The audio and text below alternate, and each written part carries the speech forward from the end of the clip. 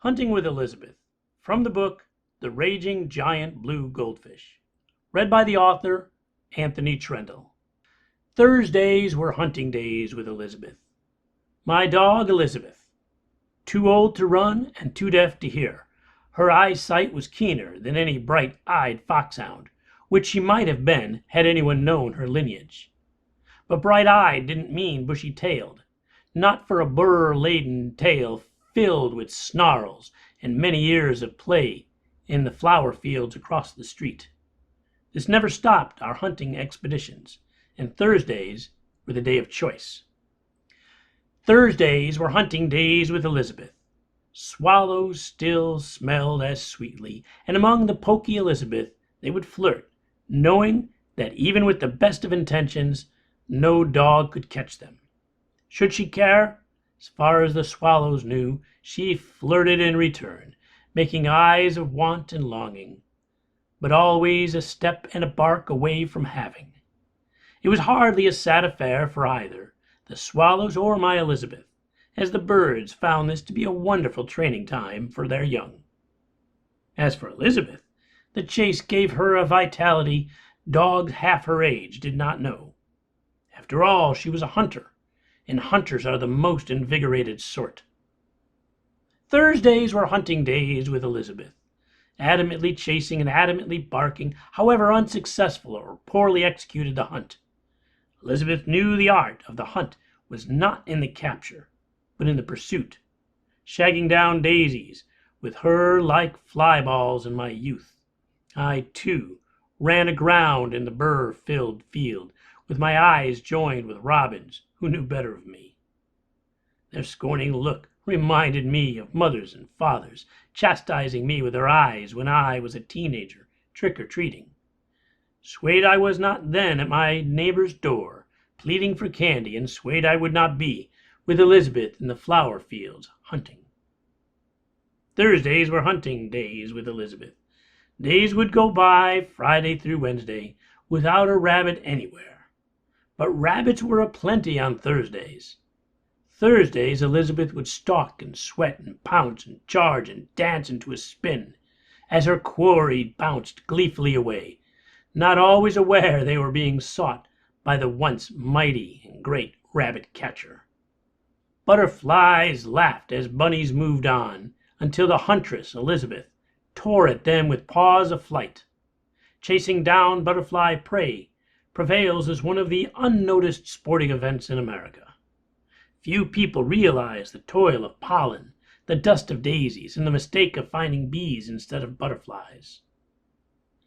Thursdays were hunting days with Elizabeth. As Wednesday preceded Thursday, it was filled with preparation. The day before a good hunt meant ardent preparation, being well fed and well rested. Dreams that night oiled the joints of an old dog and energized another day of futility.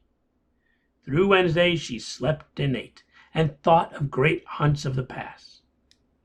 The cat chases, the mouse extractions, and chicken house riots. Every moment of glory in Elizabeth's history came to mind, and was distilled finer than any country hooch. Her bowl licked clean, and her water lapped, as if shining the bowl was her goal. As chattery as a little girl, Elizabeth sent out little yaps. The hunt began long before I or her quarry were awake. Tiny barks she herself couldn't hear greeted the dew air as she stumbled about in the yard. Thursdays were hunting days with Elizabeth, stepping proudly, following commands from some unseen master maid, waiting for the moment when I would yell, "Release!" and let go of her leather leash gnawing toy. The chase, like every chase, galumphed and trounced each petal and leafed not a plant unnoticed.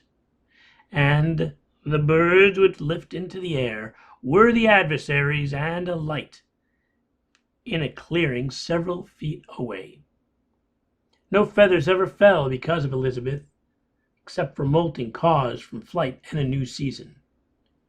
Thursdays were hunting days with Elizabeth. She'd triumph back from rushing a few crows and bring me back the kill some long-dead carrion the crows were dining on. Elizabeth did not intend to eat such a picked-over animal, but rather that she present it to me as a gallant gift known only to kings and queens.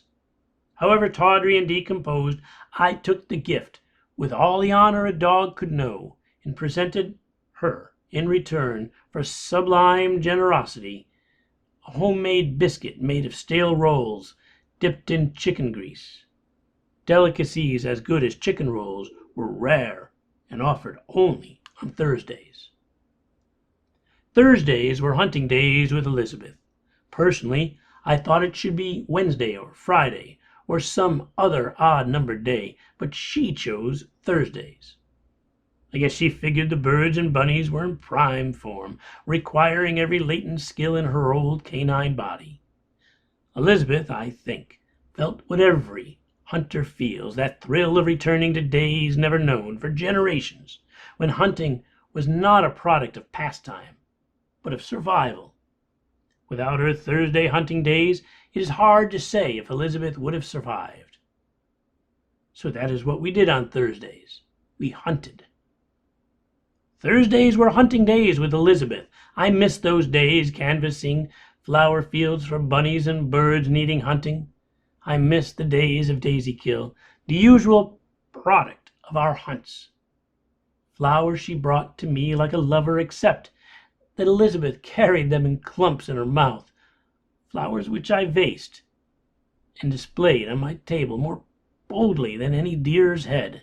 I gave her chicken rolls for the daisies, too, since she thought all along the flowers were limp rabbits. Daisies should be worth at least a chicken roll. Thursdays were hunting days with Elizabeth, but on Fridays she slept like a dog. Thank you for listening. Find The Raging Giant Blue Goldfish at treefortbooks.com or on Amazon.